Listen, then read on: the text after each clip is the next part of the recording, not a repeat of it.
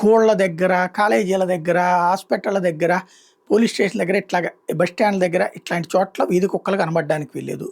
అలాగే ఆవులు, ఎద్దులు ఇయన్నీ ఉంటాయి గదా! రోడ్ల మీదన వదిలేసేసేటటువంటి ఇట్లాంటియేవి కనబడడానికి వీల్లేదు.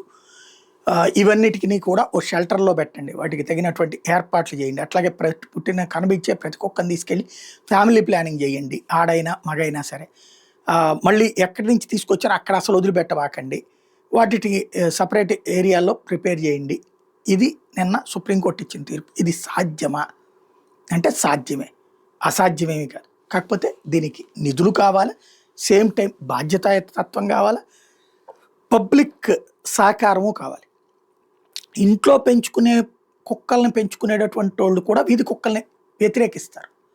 అదే సందర్భంలో ఇంట్లో కుక్కల్ని పెంచుకోని వాళ్ళు వీధి కుక్కలకి అంతేసి ఈ మధ్య కాలంలో కాస్త ఆ జీవకారుణ్య ప్రదర్శన చేస్తున్నారు. వాళ్ళు ఇప్పుడేమి ఇంటిమేట్ చేయరు. ఇదివరకైతే గనక ఇంటిమేట్ చేస్తున్నారు. ఇప్పుడు ఇంటిమేట్ చేస్తే వెంటనే ఇదివరకేంటంటే ఈ డాగ్ క్యాచర్స్ ఉండేవాళ్ళు. ప్రత్యేకించి కుక్కలు పెద్ద పెద్ద వలలేసి, పెద్ద పెద్ద మిషన్ లాంటిది పట్టుకొచ్చి ఏసి ఆ కుక్కల వెహికల్స్ ఉండేవి. మా చిన్నప్పుడేంది మేము పెద్దయ్యాక కూడా మేము కాలేజీలు చదివేటప్పుడు కూడా ఉండేది.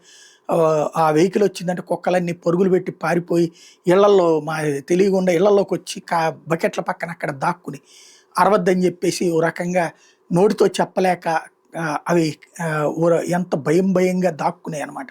మేము అట్లాంటి టైంలో వాళ్ళకి చెప్పకుండా దాచేవాళ్ళం. పోనీలే పాపం అది ఇబ్బంది పడుతుంది అన్నటువంటిది. అట్లాంటివి కూడా చూసాం. అయితే అప్పుడు ఇంత కరవడాలు ఇట్లాంటివి లేవు. ఆహారం కూడా రోడ్ల మీదనే చెత్త కుండీల దగ్గర వేసేవాళ్ళం కాబట్టి వీటికి తినడానికి వీలుండేది. ఇప్పుడు ఏంటంటే ఇళ్ళ దగ్గరకు వచ్చి చెత్త పట్టుకుపోతున్నారు కాబట్టి ఆహారం వీటికి రోడ్డు మీద దొరకట్లేదు. ఎవడన్నా నేస్తే తప్పించి దొరకట్లేదు. దానివల్లనే అవి కాస్త అడమెంట్గా తయారవుతున్నటువంటి పరిస్థితి ఉంది.